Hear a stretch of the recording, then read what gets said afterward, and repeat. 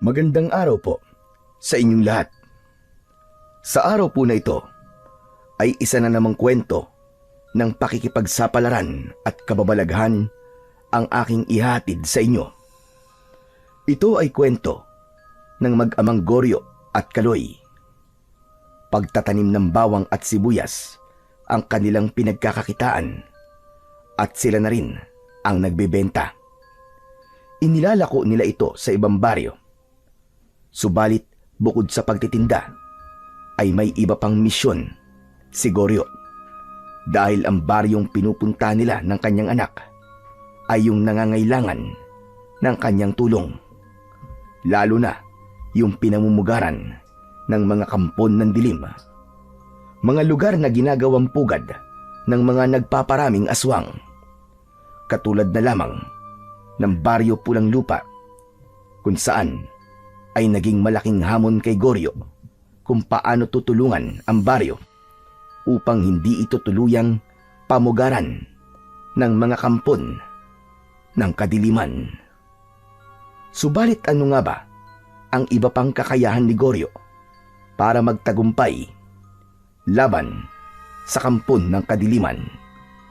Sapat ba ang kanyang kakayahan para ibalik ang kapayapaan sa lugar na nadiskubre niyang nasa ilalim ng mga aswang? Alamin po natin yan sa kabuuan ng ating tampok na kwento sa araw na ito. Ngunit bago po ang lahat, mga idol, huwag po nating kalimutang mag-subscribe, mag-like at i-hit ang notification bell sa aking mga YouTube channel na The Voice Addict at Apong Isaac, para sa mas marami pang makapigil hininga na kwentong aswang at katatakutan mula sa mundo ng kababalaghan. Umpisahan na po natin ang kwento. Ako si Goryo, biyudo at may isang anak. Si Kaloy, 12 anyos na siya. Maliit pa si Kaloy nang mamatay ang asawa ko dahil sa pagkakasakit. Kaya mag-isa na lang akong nagpapalaki ng aking anak.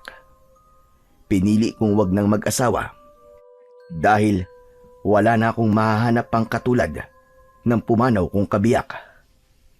Matagal na rin ng pangyayaring nais kong ibahagi. Malalim na ang gabi ng pagkakataong yon at mahimbing ang aking tulog nang gisingin ako ng anak kong si Kaloy. Tay! Tay, gising na po! Tay, gising na! Ano ba naman, Kaloy? Ang sarap-sarap ng tulog ko eh. Nagigising ka. Hindi ka na sanggol para magpatimpla pa ng gatas. Pambihira ka, oo. Tay, hindi po ako magpapatimpla ng gatas.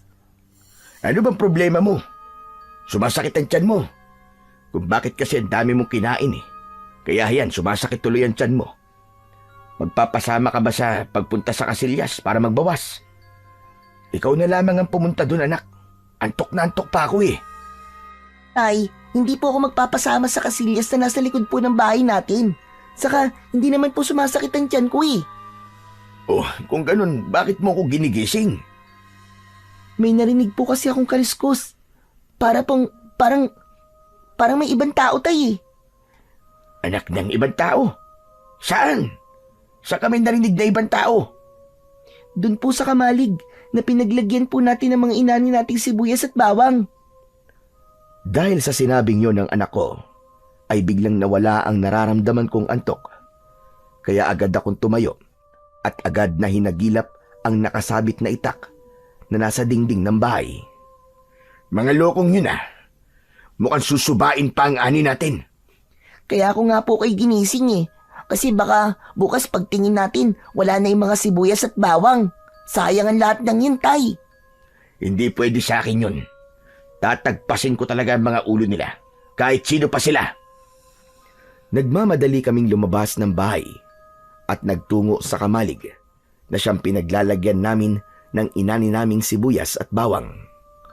Bagong ani yun sa maliit na lupang minana ko pa sa aking mga ninuno. Dahil ilang metro din ang layo ng kamalig mula sa mismong bahay namin, Kaya lumakad pa kami ni Kaloy patungo roon. Maliwanag ang daan patungo sa Kamalig dahil sa liwanag ng buwan. Dala rin ni Kaloy ang flashlight para makapagbigay ng karagdagan liwanag. Tay, andito na po tayo sa harap ng Kamalig. May gumagalaw po sa loob. Nagkakaingay din ang mga sisiw na naroon, anak. Mukhang hindi alam na magdanakaw na narito na tayo. Humanda talaga siya. Inalis ko sa kaluban ng itak at buong higpit ko itong hinawakan. Naisip ko, putol ang bahagi ng katawan ng taong matataga ko dahil hindi siya sasantuhin ng matalas kong itak. Dahan-dahan akong lumapit sa nakasarang Kamalig habang ang anak kong si Kaloy naman ay nasa aking likuran. Maingat kong binuksan ang sarahan ng Kamalig, subalit wala akong nakitang tao roon kundi isang hayop na nagpatayo ng aking balahibo. Anak ng sawa! Isang sawang narito sa Kamalig! Naku po! Ang laki po, Itay!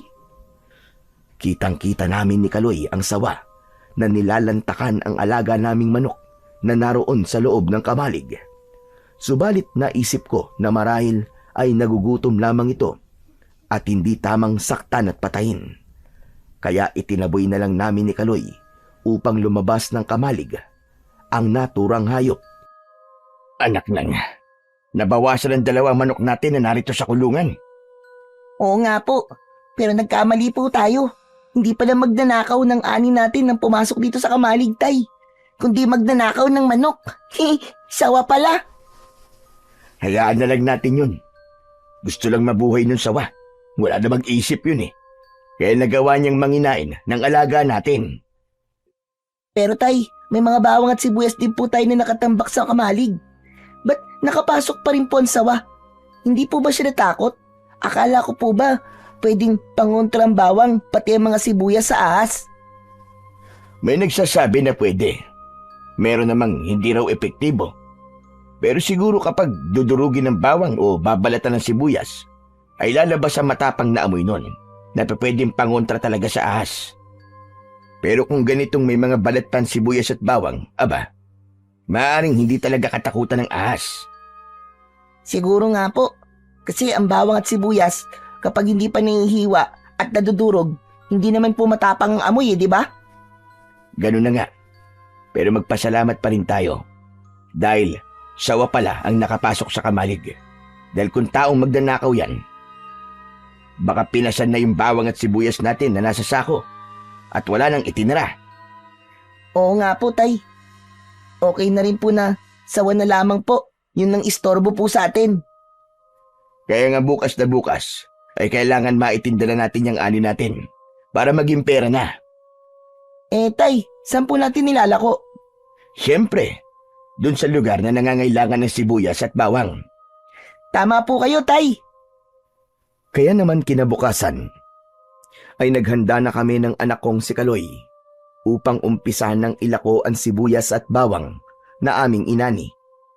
Kinuha ko na ito sa Kamalig at inilagay sa kariton na gagamitin namin ng aking anak sa paglalako. Okay na po to, Tay. Pwede na po tayong umalis.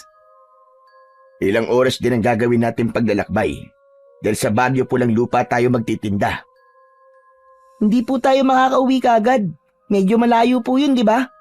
Oo, kaya nga kailangan na rin natin magdala ng ilang gamit para makatiyak din tayo na meron tayong magiging pamalit. Sige po, Tay.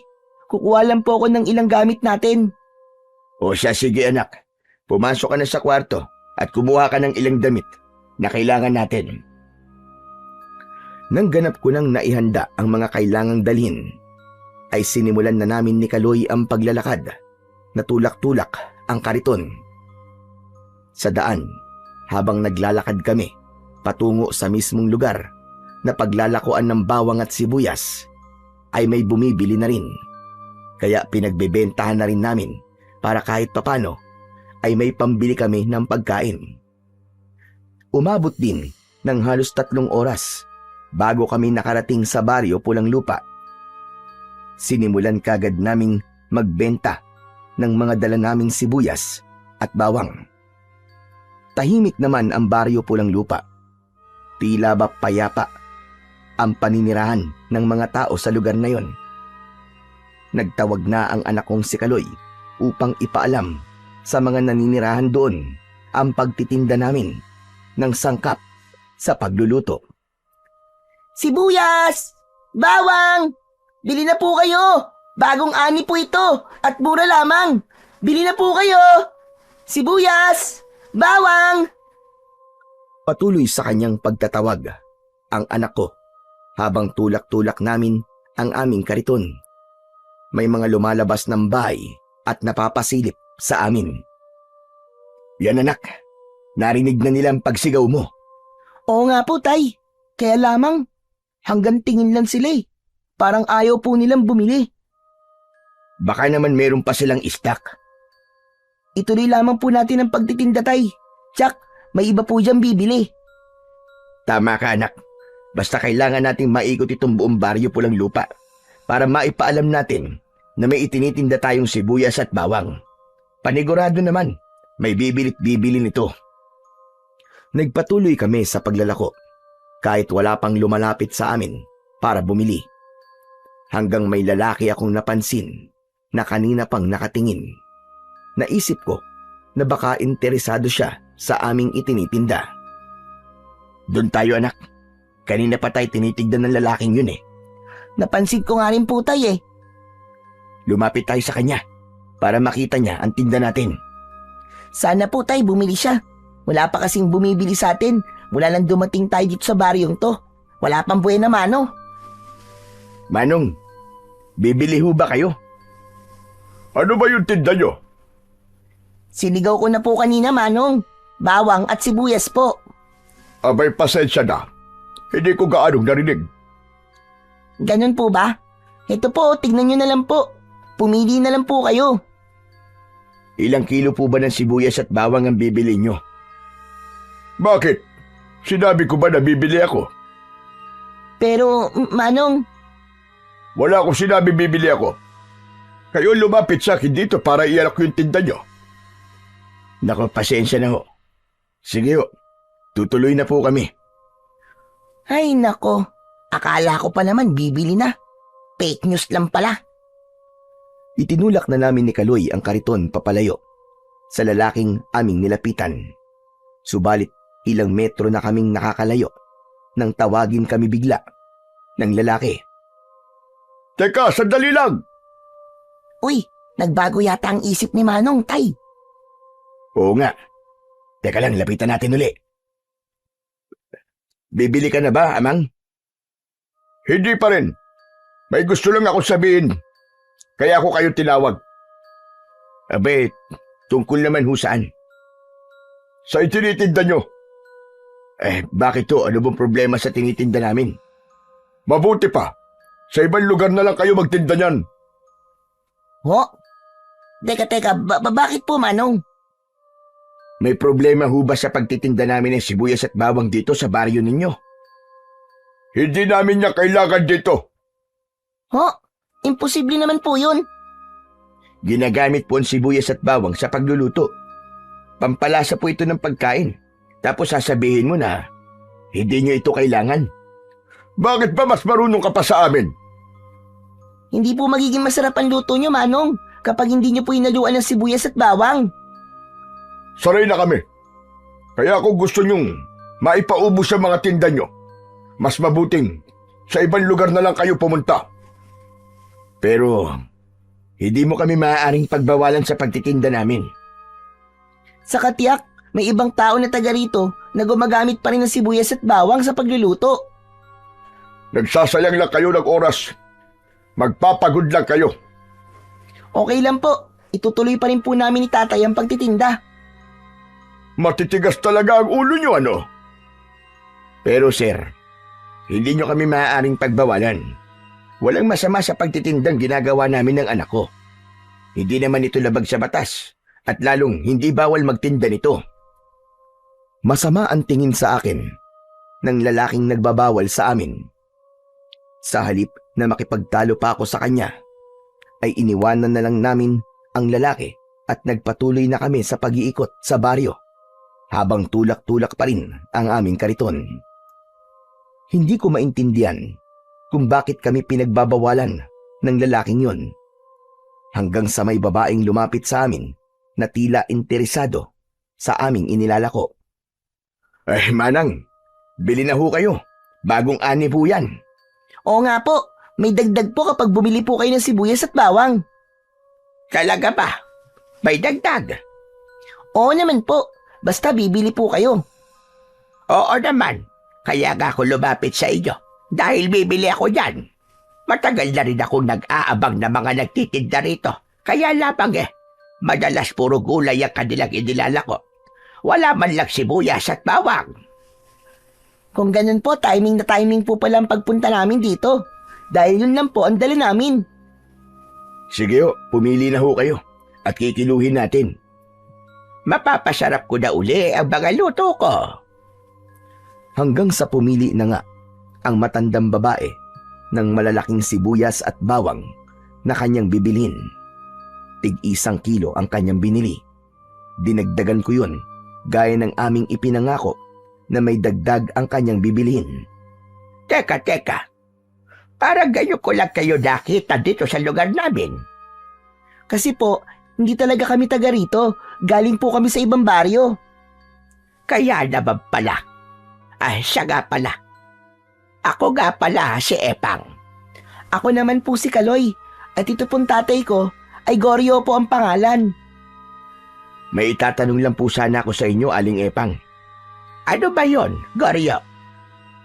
Nagtataka lang po kasi ako dahil sa sinabi sa amin nung lalaking nakita namin kanina. Si Paking ba ang tinutukoy mo? Paking po ba ang pangalan niya? Oo. Parang siya yung napansin kong kausap nyo kanina.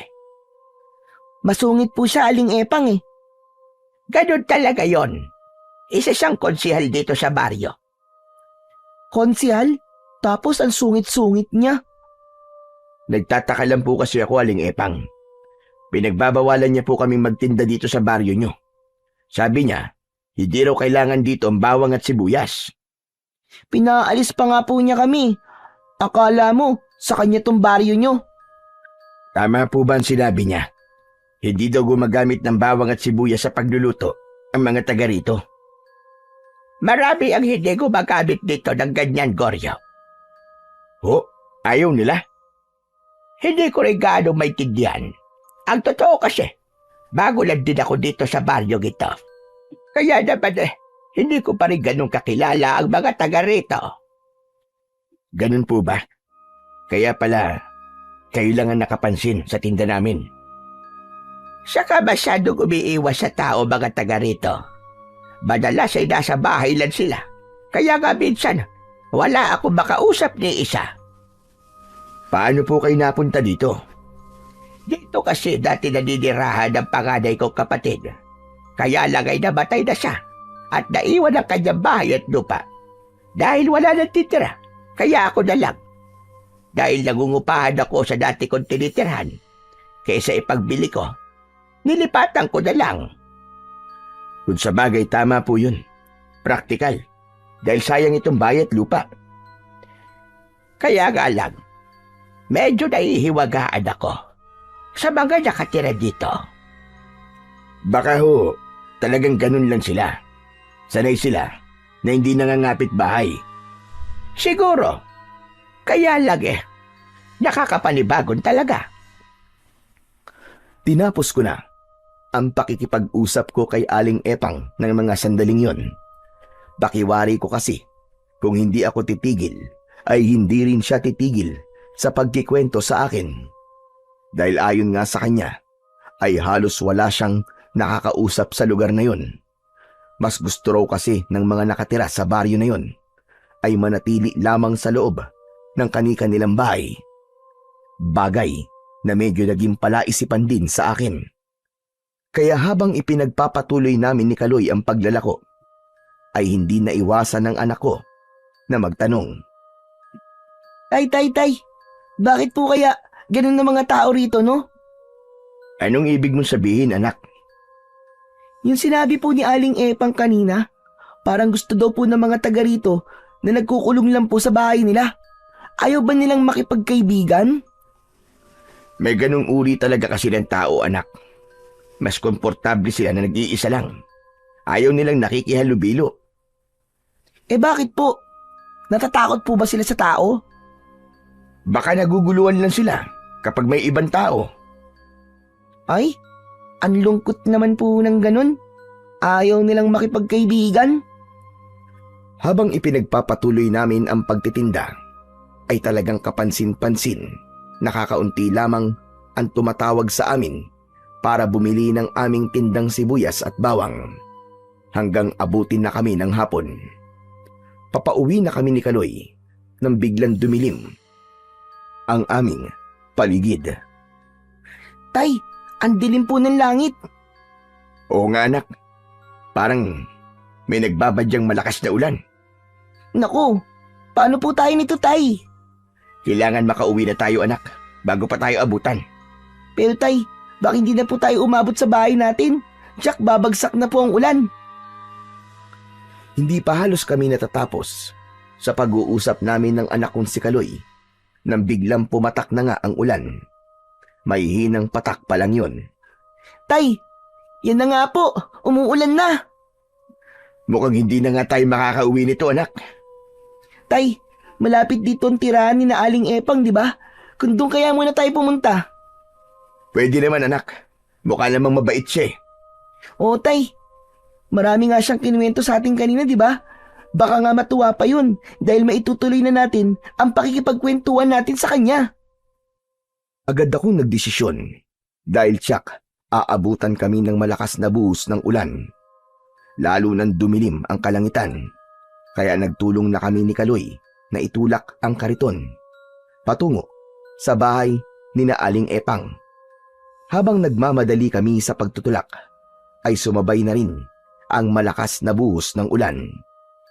Kaya nang makarating kami sa bahay ni na Aling Epang, ay malakas ang naging pagtawag ni Kaloy.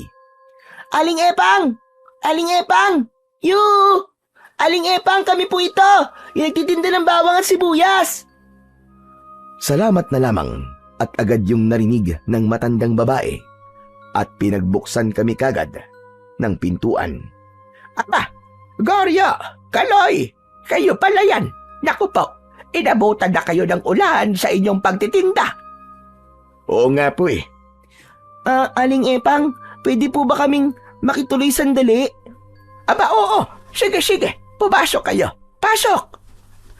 Anak, pumasok ka na at kukunin ko pa itong tinda nating sibuyas at bawang. Buti na lang nailagay ko na sa dala natin sako bago pa bumuhos sa malakas na ulan. Pag nagkataon, basaan lahat ng yan. Nauna nang pumasok ng bahay ni Aling Epang si Kaloy. Sumunod na rin ako na dalaan sibuyas at bawang na nasa sako. Dito na lang muna itabi ang paninda nyo, Goryo. Sa banda riyan. Salamat po, Aling Epang.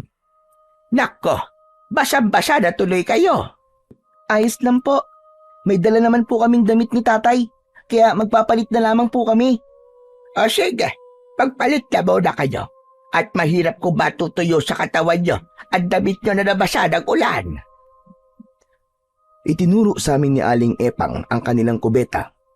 Pumasok kami roon ng anak ko upang makapagpalit ng damit. Nang makapagpalit kami ng damit, ay nakapaghanda na ng mainit na kape si Aling Epang. Mabuti pa'y magkape na muna kayong mag-aba para mainitan ang sikmura ninyo. Naku, nag-abala pa ho kayo. Maraming salamat po, Aling Epang. Ayos to, tay. Mainit na kape. Tamang-tama. May natira pa po tayong tinapay na putok sa bag. May pagkain tayo, tatay. Kinuha ni Kaloy ang natirang tinapay sa bag. Nadala namin. Ilang piraso din yon. Inalok namin si Aling Epang, pero tumanggi siya. Para na lang daw sa amin ni Kaloy ang tinapay. Sige na. Kayo na lamang ang kumain yan dahil busog pa naman ako. Pasensya na ho kayo sa ginawa namin pang-aabala sa inyo, Aling Epang. Oo nga po, Aling Epang. Kasi po, wala na po kaming maisip na pwede naming puntahan eh. Ito lang pong bahay nyo. Doon sana kami pupunta sa barangay. Kaya lang po malayo. Nako, okay lang naman na dito kayo pumunta. Saka nag-iisa lang naman ako rito sa aking bahay. Ganun ho ba? Nag-iisa kayo sa buhay? Ilang taon na rin, mula nang pumanaw ang asawa ko. Dahil pinatay siya. Kawawa naman po pala siya. Sino pumatay sa kanya, Aling Epang? Pinatay ng aswang na bangkilan. Naku po, totoo po ba yun? Aswang po ang pumatay sa kanya? Oo, Kaloy. Isang babaeng aswang na kung tawagin ay aswang bangkilan. Nagkunwari na isang babaeng naliligaw. Pero nang tulungan ni Romeo, ay bigla siyang inatake. Pumulupot sa katawan niya ang mahaba at gumagala na buhok ng aswang bangkilan. Pero Aling Epang, paano niyo po nalaman na aswang bangkilan ang pumatay sa asawa niyo? May nakakita sa kanya. Yun nga lang, hindi nagawan tulungan si Romeo dahil natakot din. Kaya nagtago na lamang. Ano nangyari po sa aswang na pumatay po sa asawa niyo? Bigla na lamang nawala. Kaya nga, hindi na rin nabigyan ng katarungan ng sinapit ng asawa ko sa kamay ng bangkilan na yon. Kaya nga, kapag nakakita talaga ako ng aswang bangkilan, kahit na ano pang mangyari, haharapin ko siya. Ipaghihiganti ko ang namatay kong asawa. Matindi ang galit niyo sa kanya. Oo, dahil sa ginawa niya sa asawa ko. Napakabait ng asawa ko, hindi mo na itatanong. Pero dahil lang sa bangkilan na yon, nawala siya. At naiwan akong nag-iisa.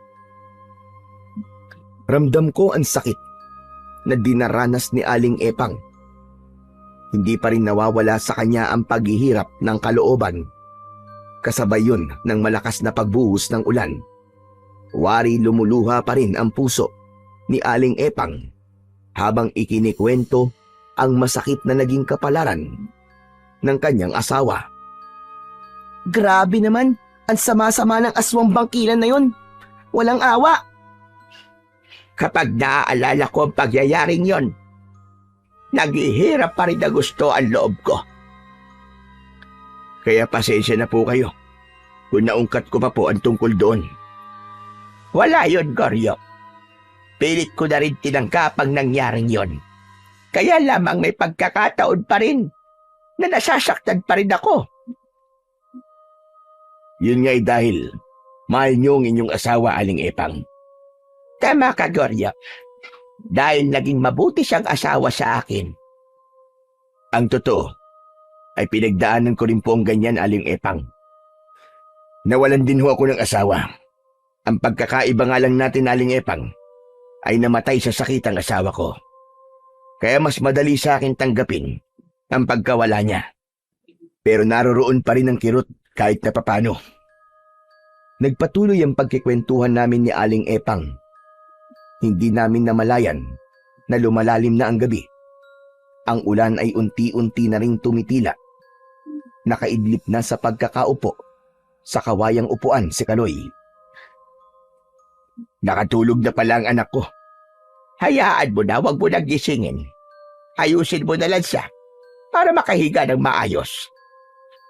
Pero kailangan na po naming umuwi. Ano ka ba? Gabing-gabi na oh. Mahihirapan lamang kayo. Saka malayo pa ang bahay nyo, hindi ba? Ang pakiusap po namin sa inyo ay magpapatila lang po kami ng ulan. Pero gabi na nga, Goryo. Kaya dito na kayo magpalipas ng gabi. Bukas na lang kayo umuwi ng umaga. Naku, Aling Epang nakakahiya na ho sa inyo. Wala yon. Ano ka ba? Maliit na bagay lang naman itong pagpapatuloy ko sa inyo.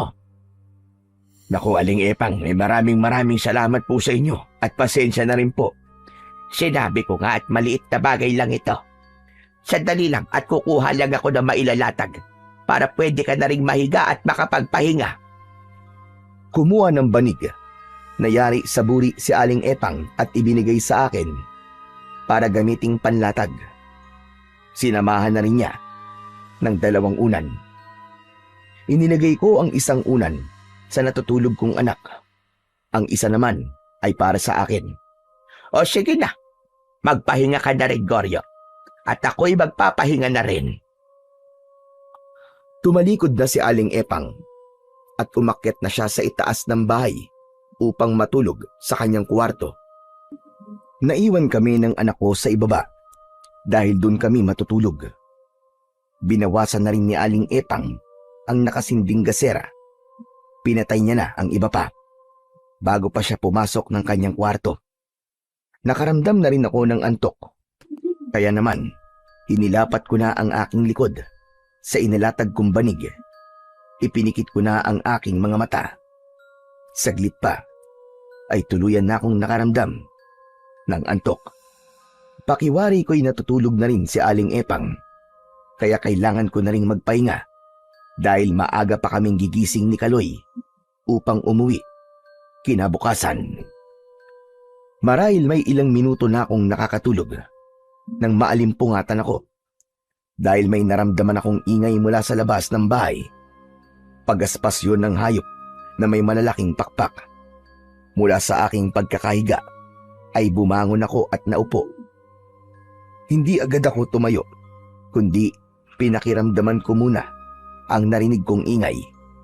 Naulit ang ingay na aking narinig. Tama ang kutob ko.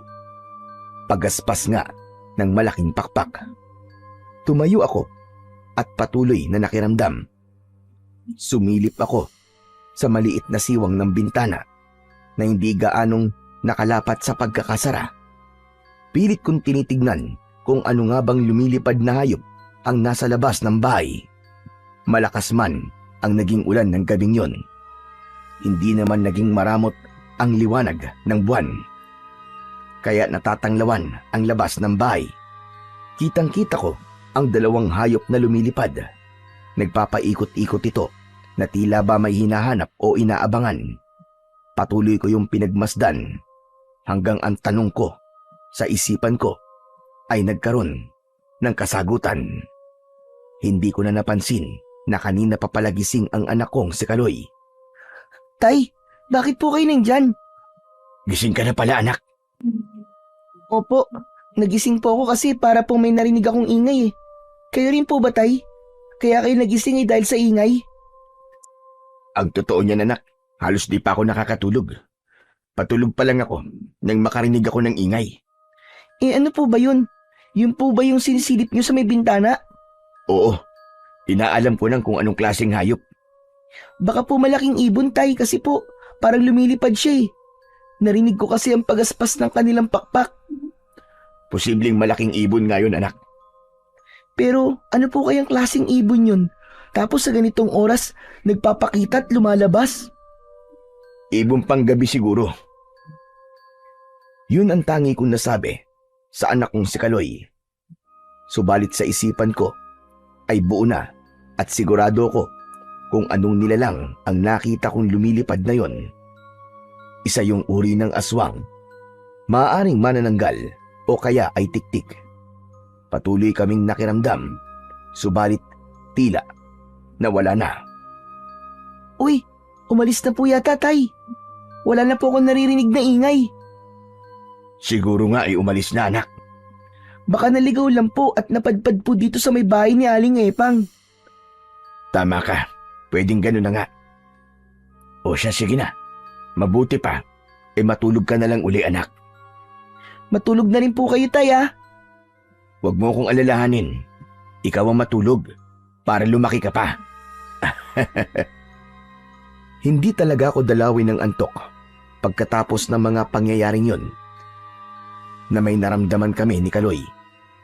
Maaaring hindi lang 1 o 2 ang aswang na yon. Posibleng higit pa. Napaisip tuloy ako kung alam kaya ni Aling Epang ang tungkol sa mga nilalang na yon. Bakit wala man lang siyang nabanggit sa akin kanina? Bukas pagising niya, aalamin ko ang tungkol sa bagay na yon. Nagising ako kinabukasan sa amoy ng ginisang bawang. Iba ang dating sa akin ng amoy na yon. Bigla akong nagutom at natakam Masarap ang ginisang bawang sa sinangag.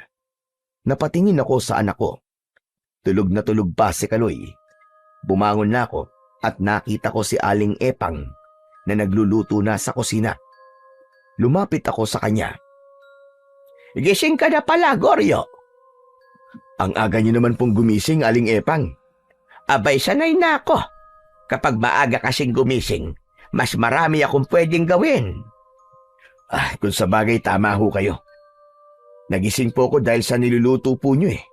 Amoy na amoy ko po yung ginisang bawang. Ang bango. Abay, nakakagutom mo. Kaya nga, ngayon lang uli mahahaluan ng bawang ang niluluto kong sinangag. Sabi ko nga sa'yo, mula nang tumira ko dito ay hindi na ako nakakagamit ng bawang at sibuyas sa mga niluluto ko. Dahil nga wala akong mabili sa lugar na ito. Kaya nga maigi na lamang at naligaw kayo dito sa baryo Pulanlupa.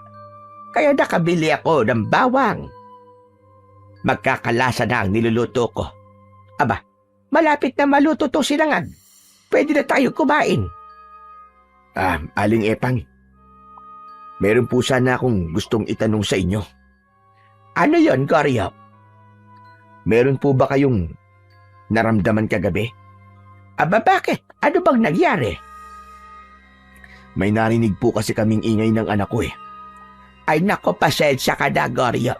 Malalim kasi ako matulog, kaya wala man lang akong naramdaman na kahit na ano. Tuloy-tuloy ang tulog ko. Nang magising ako ay umaga na, kaya heto, nagluto na ako. Ay, ganun ho ba? Bakit? Ano bang naramdaman nyo kagabi ng anak mo? Mangyaring may narinig ho kasi kami sa labas. May kung anong lumilipad po eh.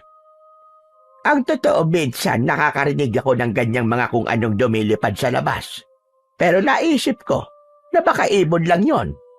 Sabi nga ng mga taga rito, ay may malaking ibon na minsan ay nagagawi dito sa baryo Pulanlupa. Ano raw po bang malaking ibong yon?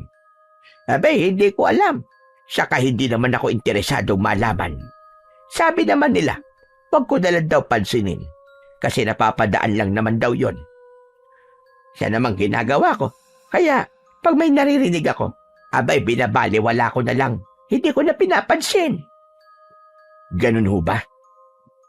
Oh, heto, luto na ang sinangag. Di ba ang sarap ng amoy dahil sa hinalo kong ginisang bawang? Oo nga po, nakakagutom talaga. Buti pa'y gisingin mo na si Kaloy para makakain muna bago man lang kayo bumalik sa inyo. Sige ho, para sabay-sabay na po tayong kumain. Heto, nagprito na rin ako ng itlog at tuyo. Mainam na kapares sa sinangag. Ginising ko na muna ang anak kong si Kaloy para sabay-sabay na kaming kumain. Kailangan na rin naming maghanda para umuwi. Baka nakakaabala na rin kami kay Aling Epang. Hindi naman ako nahirapang gisingin si Kaloy. Napangiti pa nga siya nang sabihin kong kakain kami dahil nagluto ng masarap na almusal si Aling Epang. Lalong lumaki ang pagkakangiti ng anak ko nang makita ang nakahanda sa mesa. Ayan, ipinagluto pa tayo ng masarap na almusal ni Aling Epang, anak. Naku, salamat po, Aling Epang. Ang bait-bait niyo po talaga. Nako, ikaw talaga bata ka. Masyado ka bolero.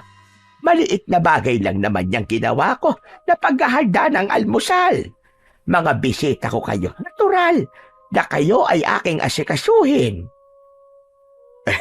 Alam niyo ho kasi, Aling Epang, paborito po ni Kaloy ang sinangag. Opo, Aling Epang, lalo na po kapag maraming tustang bawang. Abay, tamang-tama pala dahil sadyang dinamihan ko ang bawang na inihalo ko dyan. Kasalukuyan kaming kumakain nang may maulinagan kaming tila nagkakaingay at nag-uusap sa labas ng bahay. Aling Epang, parang may mga bisita po yata kayo. Oo nga po, parang may mga tao po sa labas. Wala naman akong inaasahang bisita ngayon. Isa pa, sa ganitong kaaga. Tumayo si Aling Epang at itinigil muna ang pagkain. Sige, ituloy niyo muna ang pagkain niyo at titignan ko labang kung sino yung mga yon. Sandali lang ako. Tumuloy ang matandang babae sa pinto ng kanyang bahay. at bahagya yung binuksan. Ganun na lamang ang pagtataka niya. Maging ako'y napakunot ng noo at nagtaka rin sa aking nakita na naroon sa labas ng bahay. May mga taong naroon, tila mga kapitbahay ni Aling Epang. Nakatingin sila sa matandang babae na nasa may pintuan. Masama ang tingin ng mga ito, bagay na ipinagtaka naman ni Aling Epang. Kaya inusisa niya ang ilang kapitbahay na naroroon. Bakit ba? Ano bang problema niyo? Sa kansama niyo yatang makatingin. Kaya aga-aga eh. Walang narinig na sagot si Aling Epang. Nakatitig lang sa kanya ang mga ito. Masama pa rin ang pagkakatingin sa matandang babae. Nang hindi pa rin sumasagot ang mga ito, ay isinara na lamang nito ang pinto at bumalik na sa harap ng mesa. Napapailing na lamang si Aling Epang. Bakit po kaya sila naroon sa labas at nakatingin lang po sa bahay niyo? Aba, ewan ko pa sa mga yon. Nagmumukha silang baliw sa ginagawa nila. Baka po nagugutom sila at gusto rin pong makikain. Tinatanong ko nga kung ano problema at kung may kailangan sa akin. Abay, hindi naman nagsasalita. Bahala nga sila kung ayaw nila magsalita. Problema na nila yon. Ipinagpatuloy na lamang ni Aling Epang ang pagkain. Ngunit sa bahagi ng utak ko ay hindi ko maiwasang mag-isip ng dahilan. Subalit sa isipan ko lamang yon, hindi ko pa kayang ipaalam kay Aling Epang. Sa palagay ko ay ang paggamit ni Aling Epang ng bawang sa kanyang nilulutong sinangag ang dahilan ng pagpunta ng mga taong yon. Posibleng naamoy nila ang halimuyak ng ginisang bawang na sangkap ni Aling Epang sa kanyang niluluto.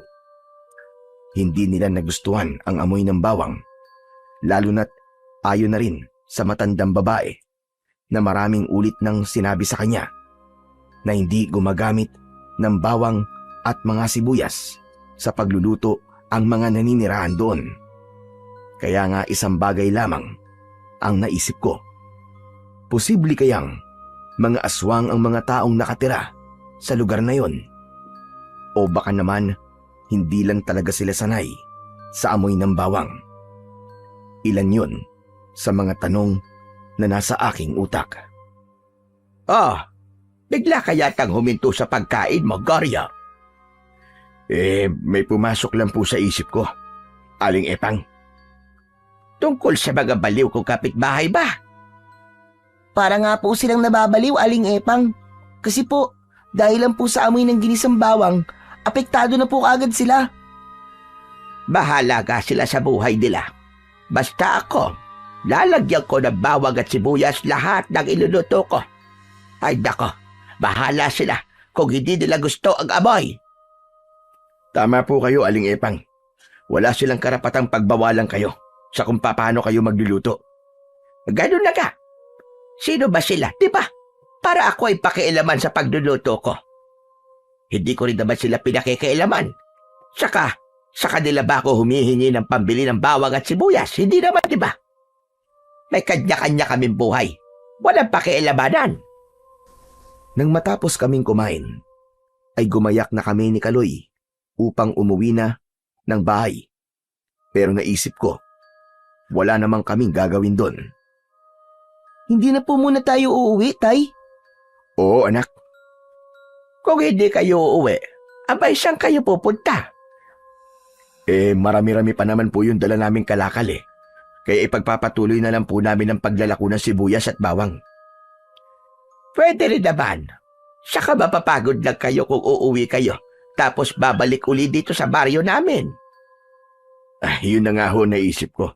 Kaya mas mainam po kung ipagpapatuloy na lang po namin ang paglalako. Siguro kung mapapaubos namin ang aming paninda, saka na lang po kami uuwi para po kumuha uli. Okay lang po sa akin yun, Tay. Maaari pa rin kayo tumuloy dito sa bahay ko kahit kailan. Talaga po, Aling Epang? Oo naman, Kaloy. Sabi ko nga sa inyo, hindi ko naman nakakausap ang mga kapitbahay ko, hindi ba? Mainam nga na nagawi kayo rito. Kahit papano, ay hindi na mapapadis ang laway ko. Dahil meron akong nakakakwentuhan. Salamat po uli sa inyo, Aling Epang, ha. Sige ho, tutuloy na muna kami para ipagpatuloy na po ang pagtitinda namin. Siya nga pala. Kumuha na po kayo ng karagdagang sibuyas at bawang. Libre na po yun. Kahit papaano po makabayad man lang po kami sa pang-aabala namin sa inyo. Saka po sa masarap na almusal, Aling Epang. Grabe, ang sarap po talaga ng sinangag na may tuyo at itlog. Wala yon. Maliit na bagay lamang. Pero nabawasan po ang budget nyo dahil sa amin. Okay lang yon, Goryo. Saka malapit na magkatapusan, may matatanggap na naman akong pensyon. Pensyonada ho pala kayo. Dati akong nagtrabaho sa gobyerno. Kaya, nang magretiro ako, may natatanggap akong pensyon buwan-buwan. Kahit paano sapat yung natatanggap ko. Minsan nga may sobra pa. Ang sarap po pala ng buhay nyo, Aling Epang. Ano bang masarap ang sinasabi mo? Malungkot nga, dahil nag-iisa na ako sa buhay. Magpapaampun na lamang po ako sa inyo, Aling Epang. Abay, pwede naman. Papayag ba naman ang tatay mo? Ikaw talaga, Kaloy, puro kakalokohan. Bakit? Gusto mo na ba akong iwan? Siyempre hindi po, tay. Joke lang naman po yun eh. Pwede ko po ba naman kayong iwan? Siyempre hindi po. Love na love ko po kayo eh. O siya, baka magkadrabahan pa kayo. Sige na, tumuloy na kayo para maipaubos nyo na yung paninda nyo. Sinimulan ko nang itulak ang kariton na may lamang sibuyas at bawang. Nakitulak na rin sa akin si Kaloy at tuloy-tuloy na kami na naglakad papalayo sa bahay ni Aling Epang. Laking pasasalamat ko talaga sa kanya dahil may natulugan kami ng lumipas na gabi, kundi magdamag kaming naglakad papauwi habang basa ng ulan. Lilibutin namin muli ang buong baryo Pulang Lupa habang iniikot namin ang lugar para magtinda ng dala naming produkto ay muling nakita namin ang lalaking unang nakialam kahapon sa ginawa naming pagtitinda. Nandito na naman kayo. Ayaw niyo talaga maniwala sa akin, ano? Boss Amo, ano po bang problema niyo sa amin? Sinabihan ko na kayo kahapon.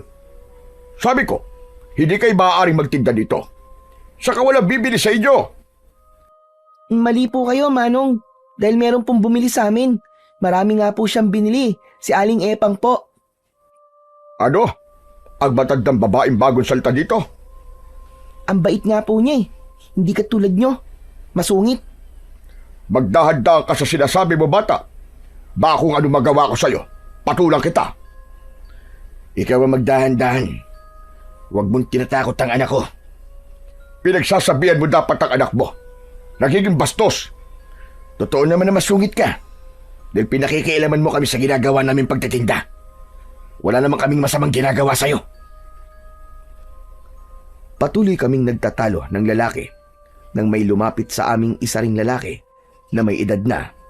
Siguro, nasa mahigit 65 na ang edad nito. Sandali. Ano ba nangyayari dito, Paking? Parang may pinagtatalunan yata kayo. Kapitan, ang mag-amang ito nandito na naman. Teka, sila ba yung sinabi mo sa akin kahapon? Oo, sila nga ho yun. Hayan, tingnan nyo. May dala na naman sibuyas at bawang na inilalako dito sa lugar natin. Kayo ho ba ang kapitan dito? Ako si Kapitan Samuel. At itong kausap nyo ay si Paking. Isa siyang pagunahing konsyal dito sa aming baryo. Kapitan, kaya lang naman kami nagtatalo dahil sa ginagawa niyang pagbabawal na makapagtinda kami rito. Kasi nga, sayang lang ang oras nyo. Wala namang bibili sa inyo rito eh. Hindi kilala rito ang sibuyas at bawang. Hindi gumagamit ng ganyan ang mga taga rito. Kapitan, may sinabi sila na may bumili sa kanila. Isa na nga ron, si Aling Epang. Tama nga pala. Ang aking kutob. Bakit, Kapitan? Anong gagawin niyo kay Aling Epang? Mali po ba yung ginawa niyang pagbili sa amin ng sibuyas at bawang? Wala ka ng pakialam doon, lalaki. Goryo po ang pangalan ko, Kapitan. Ako naman po si Kaloy. Kapitan, pagbabawalan niyo rin ba kaming magtinda rito? Hindi. Pero Kapitan, hayaan mo lang sila, Paking. Gusto lang naming mabuhay. Sa pagtitinda ng bawang at sibuyas, nang gagaling ang ginagamit namin sa araw-araw. Sariling ani po namin ang mga tinitinda namin. Kaya nga, sige lang, gawin nyo lang ang pagtitinda nyo. Yun nga lang, tulad na sinabi ko, baka masayang lamang ang oras nyo rito. Baka walang bumili sa inyo, maliban na lamang kay Aling Epang. Kapitan, may iba pong bumibili din sa amin. Saka, iaalok din namin sa ibang taga rito. Baka kasi hindi pa nila nasusubukan gumamit ng ganito sa kanilang niluluto. Kaya sinubukan nila. At baka kanila ding magustuhan. Sige lang, kayo ang bahala. Paking, tara na. Sumama ka sa akin at may pag-uusapan tayong dalawa. Iniwan na kami ni na Kapitan Samuel at Konsehal Paking. Nanatili pa ring palaisipan sa akin ang lahat. Bagamat naroon na sa likod ng utak ko ang pagdududa. Kaya lamang, hindi ko pa rin yun napapatunayan kung sila nga ba ay mga taong may ikinukubli. Na pagsapit ng dilim ay lumalabas ang tunay nilang katauhan. Ipinagpatuloy namin ang paglalako ng aming paninda. Totoong matumal yun dahil iilan lang ang bumibili at tila nagmamadali pa sa pagbili o di kaya ay tila natatakot sila na may makakita. Tay, ano po bang nangyayari sa mga nakatira dito? Mukhang tama po si Aling Epang ah. Parang may mga sapak po mga nakatira dito, Tay. Yun na nga eh. Hindi ko rin maintindihan, anak. Kakaiba talaga ang kanilang mga kinikilos. Takot bumili ng bawang at sibuyas. Tapos, yung gusto naman bumili, parang nagmamadali at nag-aalala na may makakita sa kanila. Hayaan na lang po natin. Basta ituloy na lang po natin ang pagtitinda, Tay. Buti pa nga, para maubos na itong paninda natin. Ang pagdududa kong yun tungkol sa mga taga-baryo Pulang Lupa ay ikinubli ko kay Kaloy. Umabot ng hapon ang ginawa naming paglalako. Tutuloy na sana kaming umuwi nang maalala ko na may nakalimutan kami sa bahay ni Aling Epang. Babalik po tayo kina Aling Epang, Tay. Oo, anak. Yung basang damit na inubad dating kagabi. Isinampay ko yun sa may kusina ni na Aling Epang. Nakalimutan kong kunin. Nakakahiya. Naku, oo nga po pala, Tay. Sige po, bumalik po tayo kina Aling Epang. Mabuti pa nga para makapagpaalam na rin tayo sa kanya bago tayo umuwi. Sinimulan nang itulak ni Kaloy ang kariton pabalik sa bahay ni Aling Epang. Ilang minuto rin ang ginawa naming paglalakad hanggang makabalik kami roon. Nang makarating kami, bukas ang bahay. Ibig sabihin, naroon sa loob ang matandang babae. Tuloy-tuloy akong pumasok. Naiwan sa labas si Kaloy. Ako na lang ang pumasok sa loob para kunin ang naiwang damit. Kaya lamang, walang tao sa loob. Samantalang nakabukas ang pinto. Wala yata si Aling Epang ah. Aling Epang? Aling Epang, si Goryo ho ito. May nakalimutan lang ako. Aling Epang? Umakyat ako sa itaas ng bahay at nagbaka sakaling natutulog ito sa kanyang kwarto. Kaya lamang nakabukas din ang kwarto nito, subalit wala ding tao. Patuloy kong tinatawag ang pangalan ni Aling Epang, subalit walang sumasagot. Nakaramdam na ako ng kaba ng mga sandaling yun. Hanggang sa makita ko ang kanyang tsinelas.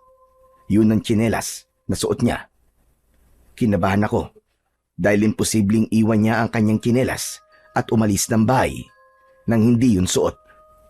Pumasok na rin ng bahay si Kaloy. Tay, bakit po kanina niyo pa po tinatawag si Aling Epang? Anak, wala siya rito sa loob ng bahay niya. Baka naman po umalis lang siya, may pinuntahan. Pero iniwan niyang nakabukas ang bahay, anak. Mukhang hindi ganun si Aling Epang na aalis siya na hindi isasara ang kanyang bahay. Saka tignan mo ang tsinelas niya. Andito sa may pintuan. Ibig sabihin, nandito dapat siya sa loob. Hala, oo nga po, no? Pero bakit ganun? Nasaan po kaya si Aling Epang? Naging panaya na ang kabog ng dibdib ko. Iba na talaga ang nararamdaman ko. Bigla kong naisip na baka may kumuha kay Aling Epang. Anak, wag na muna tayong bumalik sa atin. Ha? Bakit naman po, Tay? Dito muna tayo sa bahay ni Aling Epang. Hala, baka po magalit siya sa atin, hindi po tayo nagpaalam. Paano siya magagalit? Wala nga siya rito. Sa kaibang pakiramdam ko, Kaloy. Mukhang nasa panganib ang buhay niya. Ha? Ano po, Tay? Paano niyo pong nasabing nasa panganib po ang buhay ni Aling Epang? Kasi nga, nawawala siya eh. Kaya maaaring may kumuha sa kanya. Sino naman po ang kukuha kay Aling Epang? Yun ang dapat nating malaman, anak. Kailangan ni Aling Epang ang tulong natin. Dahil yun nga ang naging desisyon ko, ang wag na munang umuwi ng bahay. Kaya nanatili kami sa bahay ng matandang si Aling Epang. May ilang kapitbahay na tumitingin sa amin para makiusyoso. Kaya lumapit ako sa kanila. Pero nang lalapitan ko na sila para tanungin, ay lumalayo sila at ang iba ay pumapasok sa loob ng kanilang tahanan. Tila ayaw nilang magsalita kung meron man silang nalalaman. Anak ng teteng, oo. Ano ba klaseng mga tao to? Tatanungin ko lang kung may nakita sila na pumunta rito at bakit nawawala si Aling Epang. Pero umiiwas sila. Hindi ko maintindihan kung may kinatatakutan ba sila o ano eh. Inabot na muli kami ng gabi sa bahay ni Aling Epang. Pinakialaman ko na ang mga gamit ng matandang babae.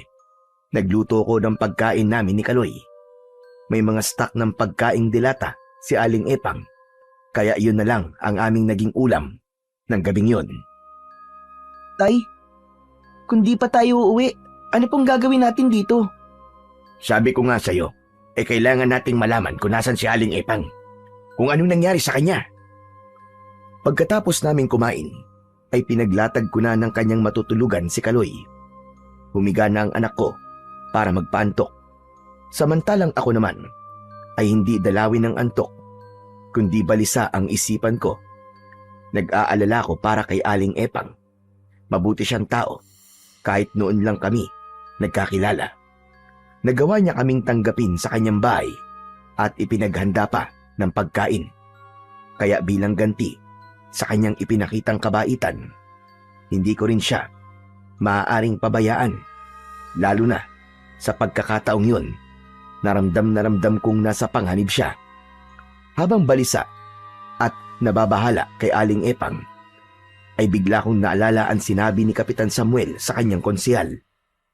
Bigla silang umalis at sinabi ng kapitan na meron daw silang kailangang puntahan.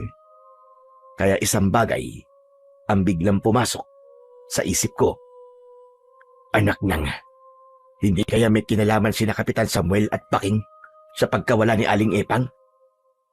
Yun ang paulit-ulit na nagsumiksik sa isip ko. Maaaring may kinalaman ang dalawang yon. Bakit nawawala si Aling Epang? Napatingin ako sa aking anak na mahimbing nang natutulog. Sasamantalain ko ang pagkakataong yun na natutulog si Kaloy para sa aking pinaplano. Inuha ko ang bag na dala namin ni Kaloy. Sa loob ng bag ay may isang itim na supot na yari sa tela. Kinuha ko yun at binuksan. Doon nakalagay ang isang maliit na bote na may lamang maywagang pulbos.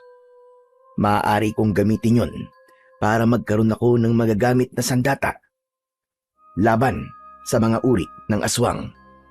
Andun din ang isang kutsilyo na yari sa pilak na pwedeng pumatay ng iba't ibang uri ng halimaw at kampon ng kadiliman. Ang pulbos naman na laman ng bote ay maaari kong iwisik sa mga bawang at sibuyas upang magkaroon ito ng pambihirang kapangyarihan laban sa mga aswang. Bigay sa akin ng kakaibang pulbos ng naging kaibigan kong engkantado na natulungan ko sa gubat. Siya rin ang nagturo sa akin ng tamang pagtatanim ng bawang at sibuyas upang matiyak na sagana ang aking aanihin. Ayon sa mga kwento, ay minsan lamang sa loob ng 20 taon kung magpakita ang engkantadong si Kakawate. May nagsasabing may mga pagkakataon daw na nagpapakita ito sa pamamagitan ng isang kulay puting hayop sa kagubatan.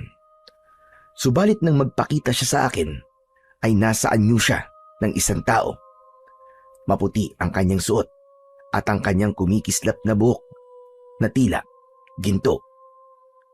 Matagal-tagal na rin ang panahong yun na nakalipas mula nang makita ko si Kakawate at bigyan niya ako ng makapangyarihang pulbos na nasa loob ng isang maliit na bote. Minsan ko na ring nagamit ang taglay na bisa nito.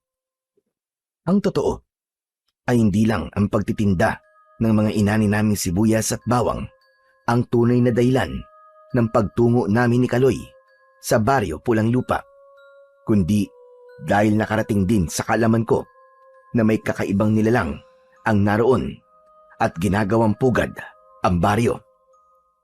Hindi nga ako nagkamali dahil natiyak ko ang pagiging kakaiba ng mga taga-baryo Pulang Lupa. Takot sila sa bawang at sibuyas.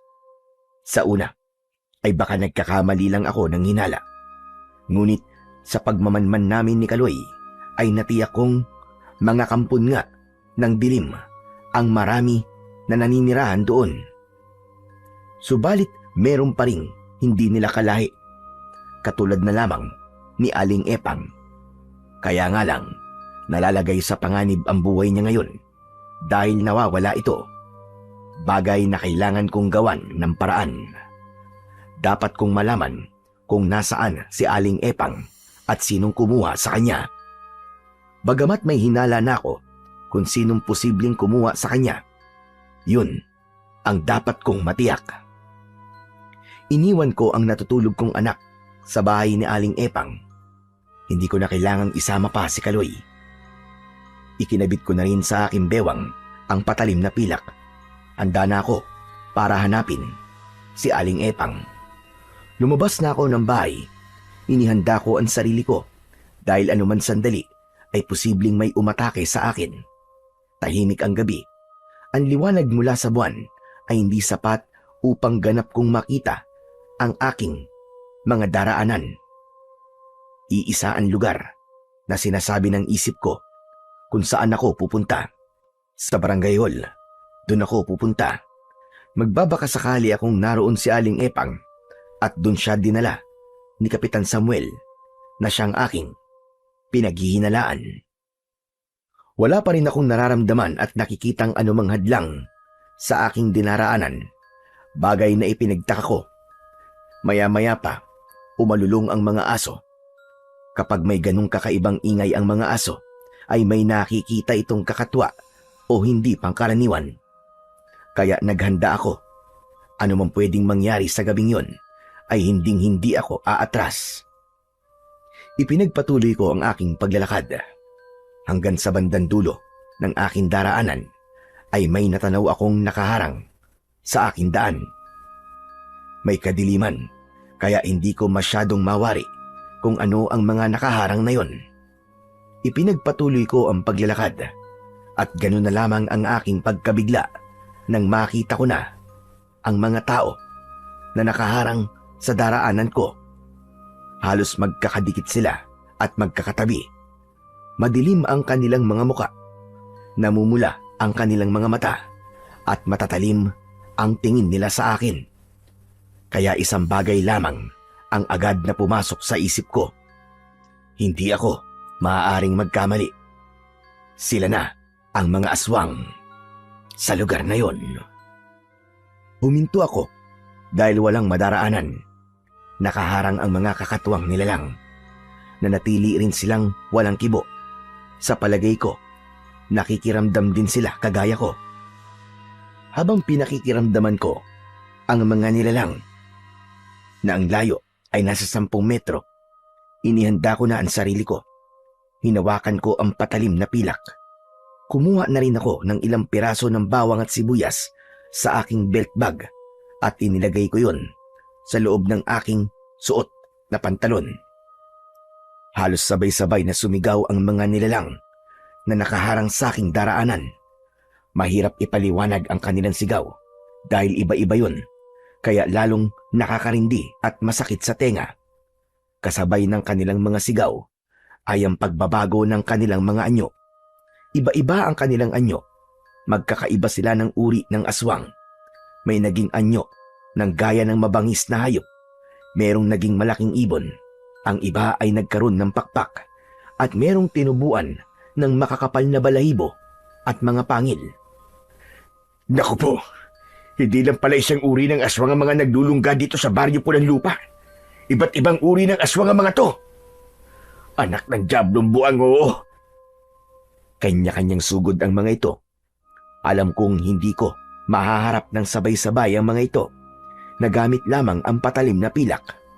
Ang kapangyarihan ng bawang na binudburan ko ng pulbos ang sagot sa mga aswang na aatake sa akin. Kaya bago pa sila makalapit, ay agad kong dinukot yon mula sa bulsa ng aking pantalon. Inihagis ko yun sa mga aswang na papalapit sa akin. Nang bumagsak sa kinaroroonan nila, ang bawang ay naglabas ito ng matapang na amoy na hindi nagustuhan ng mga aswang. Nanuot sa kanilang ilong ang amoy. Iba ang idinulot nun sa mga aswang. Nakaramdam sila ng pagkahilo na tila mga lasing. Nagkakabungguan ang mga aswang na susugod sana sa akin.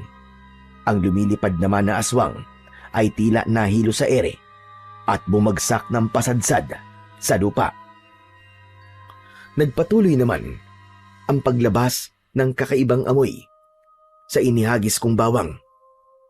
Hindi na nila kayang tagalan yon, kaya isa-isan lumayo ang mga aswang na kanina lang ay nais na akong lantakan.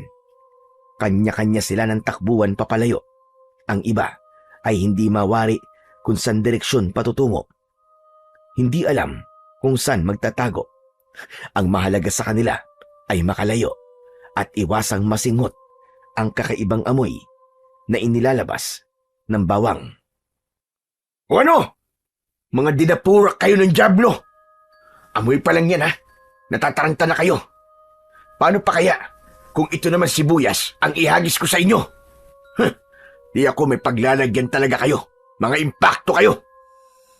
Salamat. Wala na sila. Pero tiyak, re-rest ba ka ba ngayon? Pero hindi ngayon yun, dahil nahihilo pa sila sa mabahong amoy ng bawang. Natitiyak ko, sa ibang araw babalik ang mga yun. Kaya ipinagpatuloy ko ang aking paglalakad hanggang sa makarating ako sa lugar na aking pupuntahan sa barangay hall ng baryo Pulang Lupa. Bukas ang ilaw sa loob ng tanggapan, subalit mahinang liwanag lamang yun. Nagkubli ako at nakiramdam. Nakita ko na may ilang taong galing sa loob. Pagkalabas ng mga ito ay nagmamadaling umalis. May mga tao sa loob. Posibleng naroon si Kapitan. Kailangan kong mas makalapit. Nagpalinga-linga muna ako upang matiyak na walang makakakita sa akin. Madilim pa rin ng mga sandaling yon. Mga ilang oras pa bago humudyat ang pagbubukang liwayway. Nagawa kong makalapit sa may barangay hall. Nakarinig ako ng boses na tila ba nagmamakaawa. Kaya pilit kong pinakinggan upang malaman kung anong sinasabi. Pamilyar sa akin ang boses na yon. Hindi maaaring magkamali ang aking pandinig. Boses yon ni Aling Epang. Sila Kapitan nga ang dumukot sa kanya. Narinig ko ang pagmamakaawa ng matandang babae. Pakawalan niya ako. Maawa kayo sa akin. Bakit niyo ba ako kinuha sa bahay ko? Ano ba kailangan niyo? Anong kasalanan ko sa inyo? Dahil pakialamera kang matanda ka. Ano bang kasalanan ko nga sa inyo? Hindi ko alam kung may nagawa kong pagkakamali. Ang ginawa mong pagbili ng mga sibuyas at bawang. Alam mo mahigpit na ipinagbabawal ang paggamit ng ganyan sa baryong ito. Bakit ba, Kapitan? Ano ba pakialam niyo kung bumili ako ng bawang at sibuyas? Hanggang ngayon pala ay wala ka pa ring alam. O talagang boba ka lamang, Aling Epang, ha? Hindi ko kayo maintindihan. Ano ba nangyayari? Kawawa ka naman. Hanggang ngayon ay hindi mo pa rin alam kung anong mga nilalang ang kasama mo dito sa baryo Pulang Lupa. Anong ibig mo sabihin, Kapitan? Malalaman mo rin. Masusurpresa ka na lang. Saka, ang ikinakagalit namin ay ang ginawa mong pagtanggap sa mag-amang tindero na pinatuloy mo pa sa bahay mo. Naawa lang ako sa kanila. Kaya tinulungan ko sila. Yun na nga eh. Lalo mo lang ginalit si Kapitan dahil sa ginawa mong pagtulong sa mag-amang yon. Dahil sa kanya, lalo lang nalagay sa peligro ang mga taga rito sa baryo. Pero hindi sila masasamang tao. Mabubuti sila. Wala akong pakialam doon. Basta't hindi ko gusto ang ginawa mo. Pakialamerang matanda. Maling pakitaan ko sila ng kabutihan? Sandali nga, Kapitan. Ano ba talagang problema nyo doon sa mag-ama? Sabihin mo nga sa akin. Dahil panganib siya sa gaya ko at mga kauri ko. Ayaw ng mga taga rito na nabubulabog sila. Kapitan, mukhang mahina talagang makaintindi ang gurang na ito eh. Mas maigi pa kung malaman na niya ang totoo. Hindi ko man ganap na natiyak kung ano ba ang ibang nangyari, pero narinig ko ang malakas na sigaw ni Aling Epang. Kasunod ay ang paghalakhak ni Paking, ganun din ni Kapitan Samuel. Kaya isang bagay lamang ang naisip ko. Ipinakita nila kay Aling Epang ang tunay nilang pagkatao at ang kanilang pagiging aswang. Hindi nga ako nagkamali dahil yun sa sigaw ng matandang babae. Iska pa. Huwag kayong lalapit. Huwag kayong lalapit. Mag-aswag pala kayo. Mag-aswag pala kayo. Ngayon alam mo na kung sino kami at kung bakit ayaw namin sa bawang at sibuyas. Naiintindihan mo na ngayon, Aling Epang. Maawa kayo. Huwag niyo ako sasaktan. Maawa na kayo sa akin. Huwag kang mag-alala. Hindi ka namin sasaktan at walang masamang mangyayari sa'yo kung tutulungan mo kami. Patuloy akong nakinig sa nangyayaring pag-uusap sa loob. Gusto ko na sanang sumugod para harapin sina Kapitan Samuel at Konsyel Paking na parehong kampon ng kadiliman. Kaya lamang, nag-alala ko para kay Aling Epang. Baka kung ano ang gawin nila sa matandang babae. Naghintay pa ako ng susunod na mangyayari.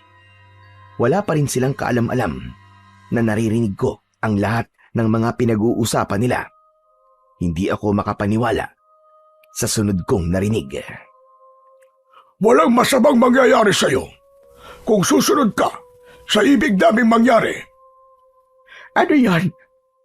Ano yon, Kapitan? Ang mag-amang pinatuloy mo sa inyo. May sinabi sa akin ng mga alagad kong kanina lang ay nagpunta dito. Meron silang isinumbong sa akin. Hindi ko gusto yon, kaya dapat siyang magbayad. Ano gusto niyong gawin ko? Kapalit ng kaligtasan ko. Makinig kang maigi, Aling Epang. At wag na wag kang sisira sa ating magiging kasunduan. Dahil kung hindi mo magugustuhan ang gagawin namin sa inyo. Malinaw sa akin at dinig na dinig ko ang mga sinabi ni Kapitan Samuel kay Aling Epang. Nang matapos ang pag-uusap na yon, ay nagmamadali na akong umalis. Alam ko na ang kanilang pinaplano. Dapat ko nang balikan ang anak ko sa bahay ni Aling Epang. Isa pa ay nagsisimula ng magbukang liwayway, kaya kailangan ko ring makabalik. Nang makarating ako sa bahay ni Aling Epang, ay natutulog pa rin si Kaloy. Naupo ako sa tabi niya. Saka naman siya nagising. Tay, ang aga niyo pong nagising ah. Oo anak. Nagsinungaling ako kay Kaloy dahil hindi niya dapat malaman na iniwan ko siya ng gabing lumipas. Tiyak marami siyang magiging tanong kapag nalaman niyang umalis ako ng bahay. Aalamin niya kung saan ako nagpunta at kung ano ang ginawa ko sa magdamag. Mas mainam na hindi niya na yon alam para hindi na magtanong ng kung ano-ano. Bumangon na si Kaloy at iniligpit ang pinagtulugan. Saka naman biglang dumating si Aling Epang. Tila pagod at puyat ang matandang babae.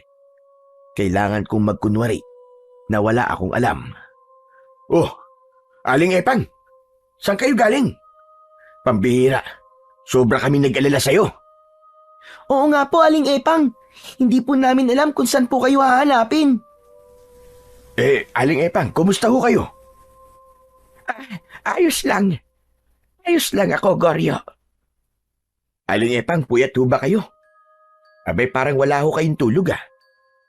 Para kayong pagod na pagod. Nangihina kayo eh. Pagod lang ako. Gusto ko munang magpahinga. O sige ho, maghahanda po muna ako ng pagkain natin. Ikaw na ang bahala. Doon muna ako sa kwarto ko. O siya, maiwan ko na kayo riyan. Halata ang pagod at pagkabahala sa itsura ni Aling Epang. Tuloy-tuloy na itong pumasok sa loob ng kanyang kwarto.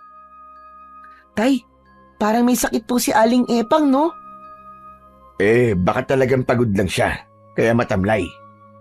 Pero, saan po kaya siya galing, Tay? Ayaw niya pong sabihin sa atin.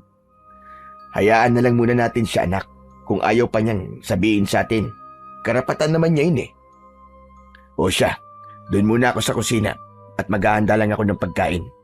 Mamaya, pagkatapos ko magluto, saka na lang natin tawagin si Aling Epang. Sige po, Tay. Nang makapagluto na ako, ay ipinatawag ko na kay Kaloy si Aling Epang. Pero hindi siya lumabas ng kanyang kwarto, kundi mas pinili na manatili na lang sa loob nun at magkulong. Marahil naguguluhan at nag-iisip sa dapat niyang gawin dahil nga sa pinag-uutos sa kanya ni Kapitan Samuel. Hindi nalingid sa akin kung ano man yon dahil malinaw na malinaw sa aking pandinig ang lahat ng kanilang pinag-usapan. Bagay na napaghandaan ko na bago pa dumating si Aling Epang. Sumapit na muli ang gabi. Hindi na muna kami umalis sa bahay ni Aling Epang dahil nag-aalala na rin ako sa kanya. Alam kong tinakot siya ni na Kapitan at nag-aalala ito sa kung anong maaaring gawin sa kanya. Naging tahimik ang gabing yon. Nagpapahinga na kami ni Kaloy nang maramdaman kong lumabas mula sa kanyang kwarto si Aling Epang. Nagkunwari akong natutulog, samantalang nahihimbing naman ang aking anak. May pinaplano ng gabing yon si Aling Epang. Alam kong isa yon sa ipinag-uutos sa kanya ni Kapitan Samuel na siyang pinakapinuno ng aswang sa baryo Pulang Lupa. Hinayaan ko lang si Aling Epang. Kung anuman ang kanyang gagawin ng gabing yon, ay napaghandaan ko na.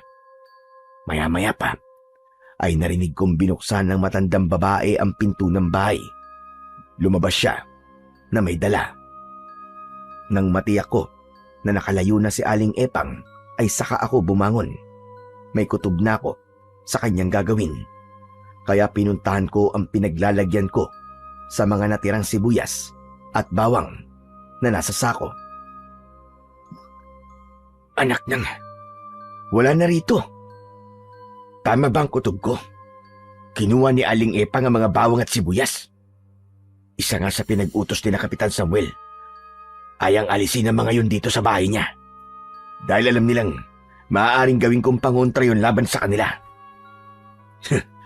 Pero okay lang yun. Dahil ang totoo, nang dumating ako mula sa may barangay, ay agad akong nagtabi ng mga bawang at sibuyas. Pinuno ko ang belt bag na aking dala at maging ang bulsa ng pantalong ko. Hindi ko kailangan ang marami nun. Ang importante ay mabudburan ko ng pulbos para maging mabisa at magtaglayon ng kakaibang kapangyarihan laban sa mga aswang. Sapagkat alam kong maya-maya lang ay babalik na si Aling Epang, kaya bumalik din ako sa higaan katabi ang aking anak. Hindi dapat makahalata ang matandang babae na alam ko na ang ginawa niya. Kinabukasan, nagkunwari akong walang alam. Si Kaloy ang nagtanong sa akin kung nasaan ang mga natitirang sibuyas at bawang na nasa sako. Tay, nawawala po yung paninda natin. Aba, baka naman nariyan lang yun, anak. Bakit naman mawawala yun? Wala po talaga, tay eh. Hinanap ko na nga po kanina pa pero wala po dun sa pinaglagyan natin. Sino naman kukuha nun? Lumapit ako kay Aling Epang upang itanong. Nagpatuloy ako sa pagkukunwari na wala akong nalalaman. Aba, hindi ko rin alam, Goryo. Nakita mo naman na halos maghapon at magdamag akong nagkulong lang sa kwarto ko. Mangyaring nawawala po kasi talaga eh. Hindi kaya ninakaw po yun, tay? Nako, baka nga may kung sinong dumampot nun. Nasa lisiyan tayo. Sayang naman. Pero sino po kayang kukuha nun? Di po ba ayaw namang gumamit ng ibang mga taga rito ng bawang at sibuyas? Baka ibibenta rin nila sa ibang gumagamit nun sa kanilang pagluluto. Malay mo naman, hindi ba? Tay, kung umuwi na po kaya tayo, kumuha na lang ulit tayo na natitirang sibuyas at bawang tapos bumalik ulit tayo rito para ituloy po ang pagtitinda. Pwede rin ganun. Ngayon na ba kayo aalis? Nako, bakit hindi nyo na lang ipagpabukas pa? Bakit po, Aling Epang? Kwan kasi, mas maigi siguro kung bukas na lang kayo aalis. Aling Epang, may problema ba? Meron ba kayong ikinakatakot? Wala naman. Naisip ko lang na baka mas mainam kung bukas na lang kayong umuwi. Napapaisip ako sa pagbabawal ni Aling Epang na umuwi kami. Hindi kaya may iba pa silang pinag-usapan ni na Kapitan na hindi ko nalalaman. Ang tanging alam ko lang ay inutusan siya ni na Kapitan na itapon ang paninda naming sibuyas at bawang. Bukod doon ay wala na akong alam kung anuman ang iba pang pinaplano. Pero nakahanda ako. Kaya nagdesisyon akong wag na muna uli kaming umuwi. Pero sinubukan kong tanungin si Aling Epang. Nagbabaka sakali akong mapapaamin ko siya at sabihin sa akin ang tunay na dahilan. Aling Epang, baka may gusto ko kayong sabihin sa akin. Ano ka ba? Gustong sabihin? Wala naman, Goryo. Aling Epang, hindi niyo pa rin sinasabi sa akin kung anong nangyari sa inyo nang mawala kayo. Goryo, meron lang akong pinuntahan at hindi kagad nakabalik. Ganun lang yun, maniwala ka. Yun nga lang po ba ang dahilan, Aling Epang? Oo, Goryo. Bakit naman ako magsisinungaling sa iyo? Aling Epang, kung di kayo magsasabi ng totoo, baka hindi ko kayo matulungan. Ano bang ibig mo sabihin, Goryo? Alam kong may nag-uutos sa inyo at tinatakot kayo. Kwan, hindi ko alam ang sinasabi mo. Walang tumatakot sa akin. Ang totoo po, kaya hindi pa kami umuwi dahil gusto kong protektahan kayo. Ayoko mapahamak kayo, Aling Epang. Dahil alam kong mabuti kayong tao. Pero kung matatakot kayong sabihin sa akin ang totoo, pare-parehong malalagay sa panganib ang buhay natin. Mukhang may nalalaman ka nga, Goryo. May ipinag-utos sa inyo sina Kapitan Samuel at Paking. Tama ba ko? Ano ka mo?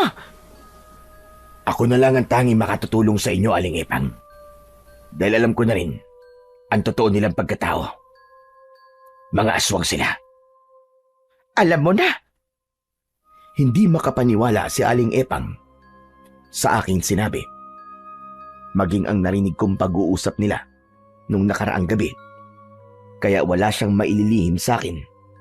Maging ang pagkuha niya sa mga natitirang bawang at sibuyas ay sinabi ko na rin sa kanya. Kaya Aling Epang, hindi mo na kailangan magkaila pa. Kayo ang kumuha ng mga natitirang sibuyas at bawang.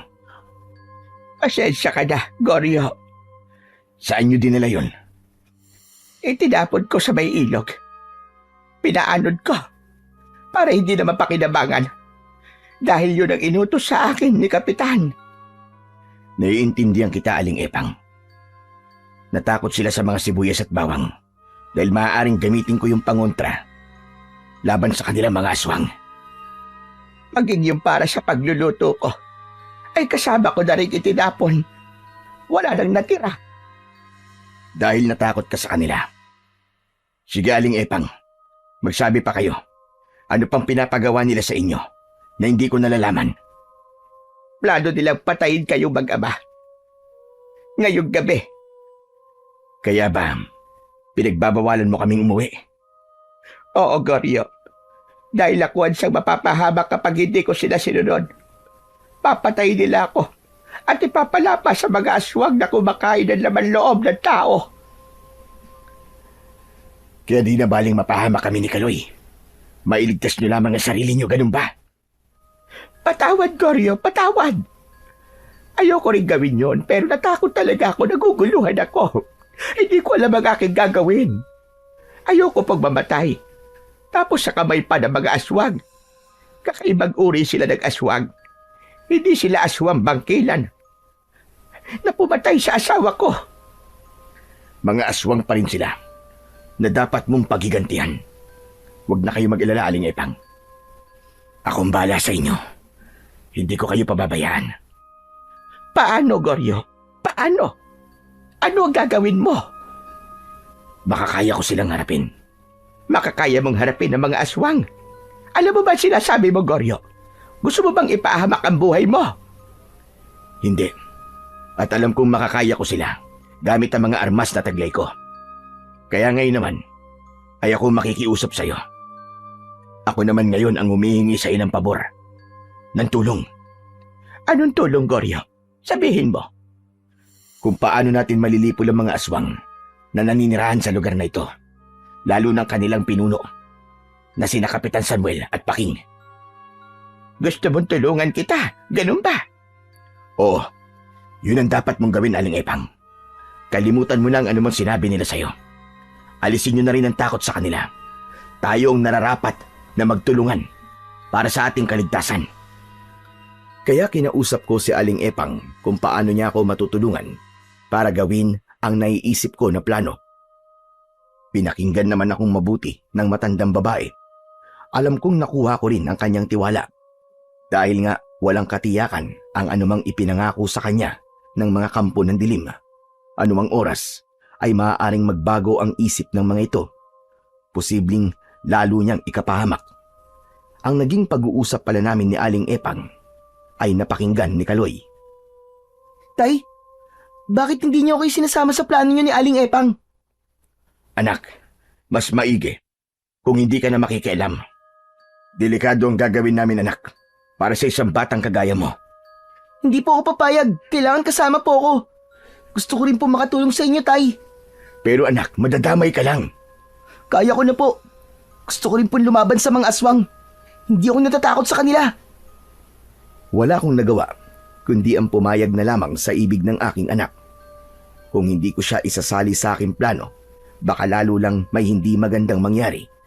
Mas mainam na kasama ko siya para anumang oras ay naroon ako para protektahan siya. Kaya ang naging pag-uusap namin ni Aling Epang at ang binuo naming plano ay inumpisahan ng gawin ng matandang babae. Makikipagkita siya kina Kapitan Samuel at Paking ayon sa aming pinagkasunduan. Kaya yun ang ginawa niya. Alam kong may maganda kang balita sa amin, Epang. Opo, Kapitan Samuel. O ano? Wala na ba mga produktong ipinatapon ko sa'yo? Alam mong ayaw na ayaw namin makaamoy nun. Wala na. Nagawa ko na ang utos nyo, Kapitan. Ibig sabihin, malaya na kaming makakasugod sa bahay mo para patayin ang mag-ama. Oo, Kapitan. Katunayan nga pinigilan ko silang umalis dahil nagpaplano silang kumuha uli ng mga paninda nila. Magaling. Tama ang ginawa mo na pigilan sila. Kaya mamaya pagsapit ng hating gabi, iwan mo sila sa bahay mo. Kami na ang bahala sa mag-ama na yun. Ngayon ay makikita nila ang kanilang hinahanap na kamatayan.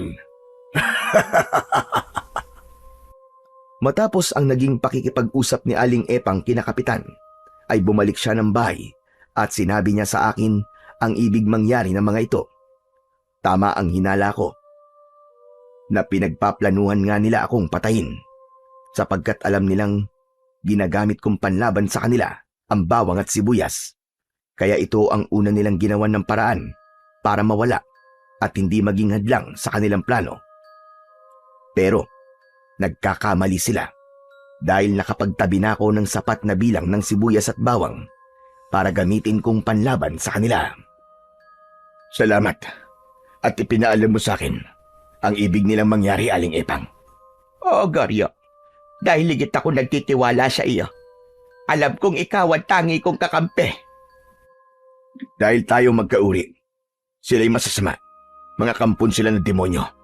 Kaya wala silang ibang hangad kundi ang mawala tayo sa landas nila para lalo nilang magawa ang kanilang masamang balak. Anong gagawin ko, Goryo?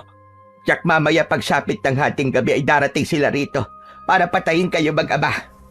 Basta, aalis ka, Aling Epang, pagsapit ng oras na yon. Isasama mo si Kaloy. Ngunit paano ka, Goryo? Napag-isipan ko na ang gagawin ko, Aling Epang. Ako na ho ang bahala sa sarili ko. Ikaw ang bahala. Magtiwala ka sa akin, Aling Epang. Kaya ko silang harapin at titiyakin kong mauubos ang mga aswang sa lugar na ito. Kaya bago pa sumapit ang hating gabi, ay naghanda na kami. Binigyan ko ng sibuyas at bawang na nabudburan ng pulbos sina Aling Epang at Kaloy. Ipinaliwanag ko rin sa kanila kung paano nila yon magagamit para sa mga aswang na maaaring umatake sa kanila. Ito pong gagamitin namin laban sa mga aswang na susugod sa amin, Tay. Oo, Kaloy. Kayo ni Aling Epang ang magkasama. Kaya mag-iingat kayo. Oo, Goryo. Iingatan ko ang anak mo. Ang bawang at sibuyas na ibinigay ko sa inyo ang makakatulong sa inyo. Kaya ingatan niyong hindi mahulog ang mga yan.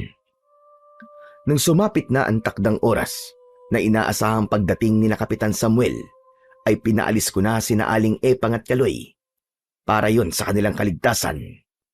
Kung may mga aswang man na atake sa kanila, ay alam kong maipagtatanggol nila ang kanilang mga sarili sa tulong ng ibinigay kong bawang at sibuyas. Kaya nang sumapit ang hating gabi, ay ramdam na ramdam ko ang kakaibang ingay mula sa labas ng bahay ni Aling Epang. Sumilip ako sa bintana at nakita ko na napapaligiran ang bahay ng iba't ibang uri ng aswang. Naroon na rin sina Kapitan Samuel at Paking. Nagbigay ng utos si Kapitan Samuel sa mga kampon niyang aswang. Sige na! Pasukin niyo na ang mag-amang tindero! Kayo na ang bahala sa kanila! Kung gusto niyo gawin sila pagkain, kayo na ang bahala! Basta tiyakin niyo lamang, napapatayin niyo sila! Nag-uunahan pang pumasok ng bahay ang mga aswang na inutusan ni Kapitan Samuel, pero nagkakamali sila ng kanilang plano. Kaya hinanda ko muna ang akin sandatang patalim na pilak. Ito ang una kong gagamitin kapag may aswang na pumasok sa loob ng bahay. Kaya nang makapasok ang ilang aswang, Pagkatapos nilang sirain ang pinto ng bahay, ay agad kong ibinaon sa kanilang katawan ang aking hawak na patalim. Dahil gawa yun sa pilak, matindi ang naging epekto nito sa aswang na masusugatan sapagkat agad itong titimbuang at mamamatay. Hindi na nakalabas ang mga aswang na pumasok sa loob ng bahay ni Aling Epang, kaya alam kong nagtaka si na Kapitan Samuel. Dinig na dinig ko ang mga sigaw nila. Ano nangyari? Ba't hindi na kayo lumabas dyan? Kapitan, mukhang naisahan tayo ah. Imposible yun, Paking. Malinaw ang naging biling natin kay Aling Epang. Pero nasaan na ang matandang babaeng yun? Kapitan, naisahan nga tayo. Nilinlan tayo na matandang babaeng yun. Hayop siya. Magbabayad siya! Hindi ko na napigilan pa ang sarili ko. Nanggigigil na akong harapin ng mga kampon ng kadiliman, kaya lumabas na ako ng bahay. Nag-aabang ang mga aswang sa labas. Ganap ko nang inihandaan sarili ko para harapin ang mga nakakatakot na nilalang. Akala nyo yata'y may isahin nyo ko. Kayo ang naisahan ko dahil napagandaan ko kayo. Ang lakas din ng loob mo. Minamaliit mo ba ang kakayahan namin? Huwag kang hambog. Sa dami ng mga aswang na makakaharap mo ngayon, magkakapira-piraso ang katawan mo. Yun ay kung kaya nyo. Sumenya si Kapitan Samuel. Inutusan niya ang mga alagad niyang naroon. Kaya bago pa makalapit sa akin ang mga inutusan niyang iba't ibang uri ng aswang, ay inihagis ko na ang bawang sa kanila. Gaya ng una, ang naging epekto ng bawang na binudburan ko ng pulbos ay agad na naglabas ng kakaibang amoy na hindi nagustuhan ng mga aswang. Ang baho ng amoy! Hindi ko kaya! Sumasakit ang ulo ko, Kapitan! Bakit meron pa rin siyang bawang at sibuyas? Hindi maaari ito! Niloko tayo ni Aling Epang. Niloko niya tayo! Galit na galit si Kapitan Samuel. Muling nag-utos ito para sugurin ako ng iba pang mga aswang. Ano pang ginagawa nyo? Pagpirapirsuhin na ang lalaking yan! Sige na! Mula sa bulsa ng pantalon na suot ko, ay kinuha ko naman ng ilang piraso ng sibuyas at ibinato yun sa papasugod ng mga aswang.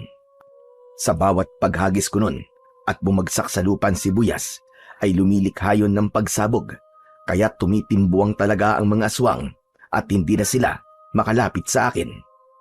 Kitang-kita ko sa muka ni na Kapitan Samuel ang gulat dahil hindi nila inaasahan ang ganong uri ng pagsabog mula sa sibuyas. Kaya lamang, wala kong kamalay-malay na may mga uri pala ng aswang na may kakaibang kakayahan.